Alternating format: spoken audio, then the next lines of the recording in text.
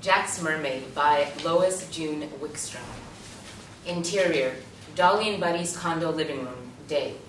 Flower arrangements and the remnants of party food plates sit on every available surface. Tags on the baskets and vases read, Happy Anniversary, Dara and Blake. Delicate, expensive china dolls dressed as queens and princesses sit on high shelves of an ornate bookcase. The lower shelves hold DVDs. This is clearly the home of childless yuppies. A big screen TV dominates one wall. It is tuned to a news station. A high-tech computer station sits on a sleek desk. Jack, age 6, Dolly, mid-20s, Buddy, mid-20s, and Grandma Eloise, early 50s, dressed in party clothes, enter. Jack is full of energy. The adults are tired. Why didn't Mommy and Daddy get off the boat? Where are they? Dolly squats down and hugs Jack. He pulls away. Dolly stifles an anxious expression. Jack, honey, it's their anniversary. Maybe they stopped to do something special. More special than me? Buddy, help me out here. You know what boys like. Buddy walks over to Jack, squats down, so he is eye to eye with Jack. Yo, Jack, we got a computer game with dragons. Want to play?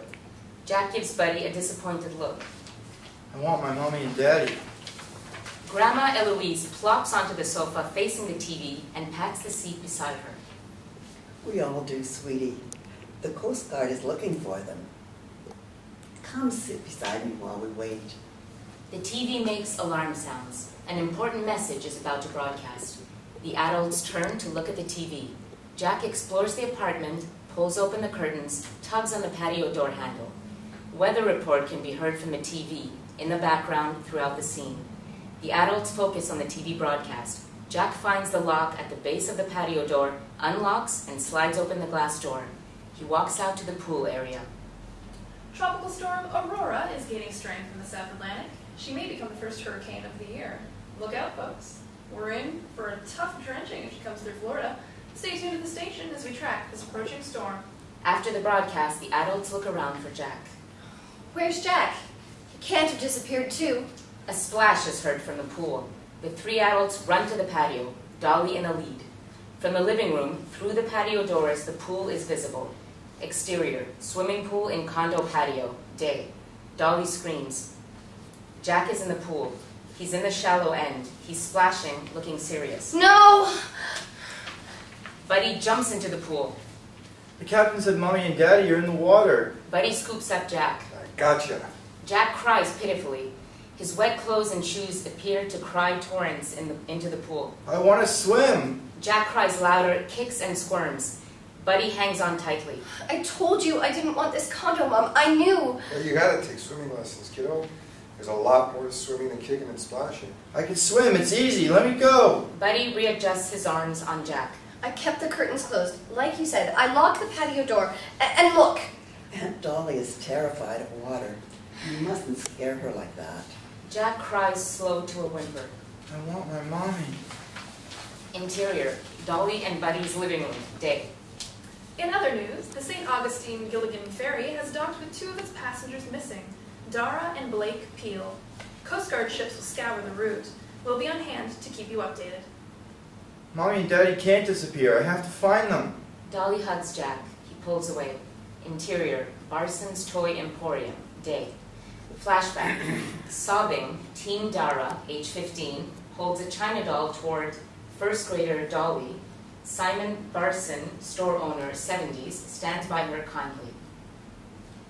Sometimes the right toy. My mommy needs a kidney. I'm scared she's gonna die. Why did you come here? Dolly grabs the china doll. My name's Dolly. I'm getting a dolly? Teen Dara sobs uncontrollably.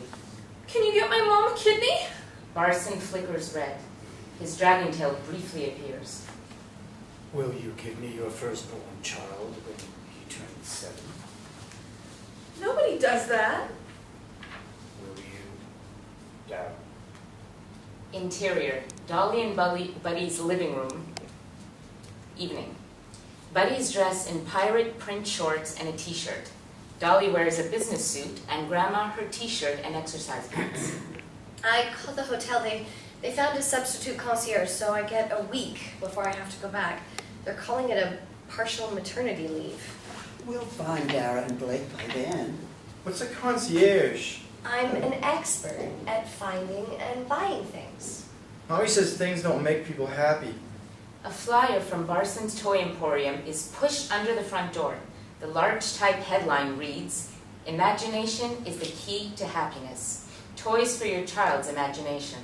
I've never had much imagination.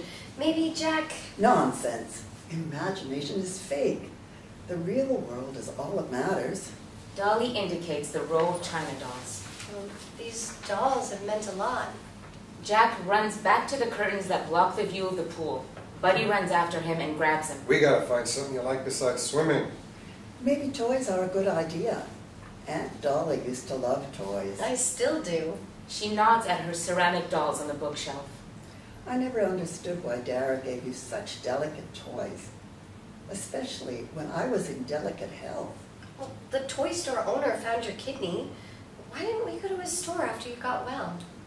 The doctor found my kidney, not the toy store. The kid doesn't want things. I'm not gonna try to buy his affection. The store isn't selling affection. Sometimes the right toy. That's what the toy store owner said. I've got to finish this game. You and your mom. Maybe if we got Jack a hologram kit, he could help with your game designs. I read that the kids in E.T. helped write that movie. Maybe some childlike imagination. I have plenty of imagination. Jack struggles, trying to free himself from Buddy's embrace. I want to swim. I want my mommy and daddy.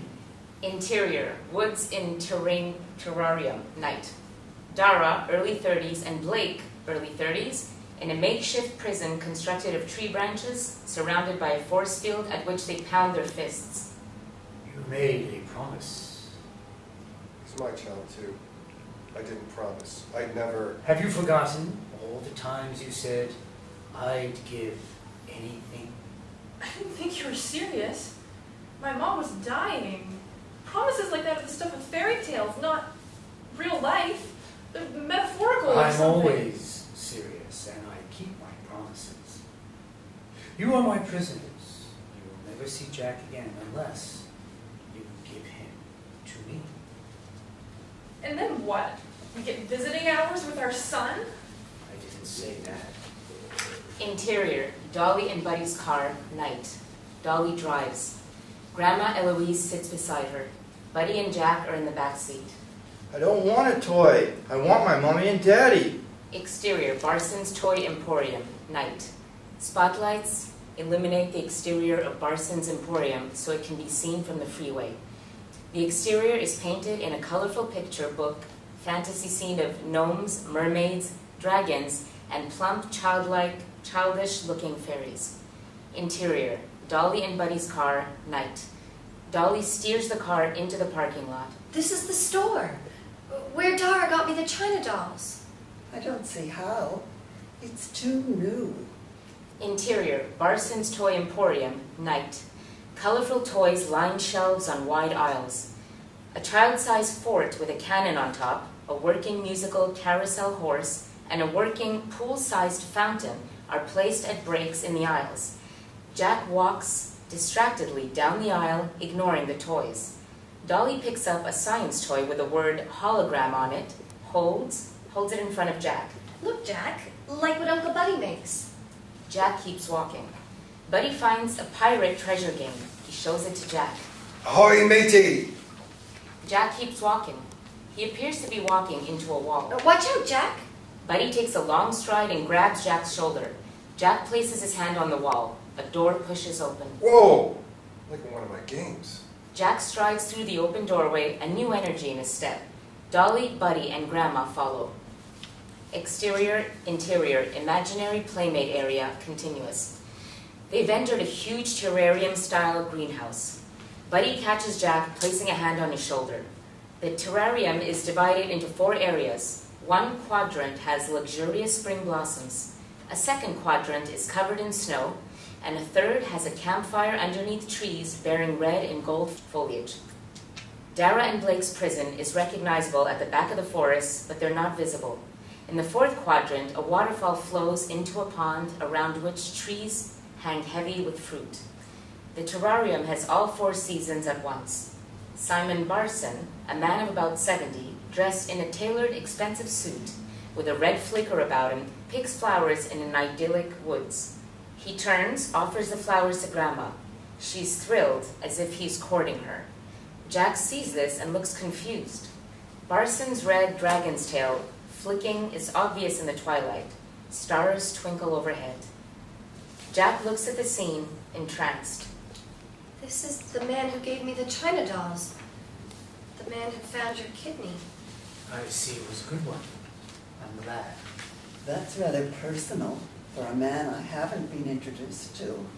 Jack briefly looks dubious, then focuses happily on something in the air. I'm Simon Barsin, and this is my favorite part of the store. What do you think? Dolly and Buddy look confused. This doesn't look like a store. Nothing here is a toy. And where are the price tags? Jack looks happy. Jack sees something that delights him. He runs toward an apple tree. Is it safe for him to run in here? Barsin smiles This- grandly. This is the safest place on Earth.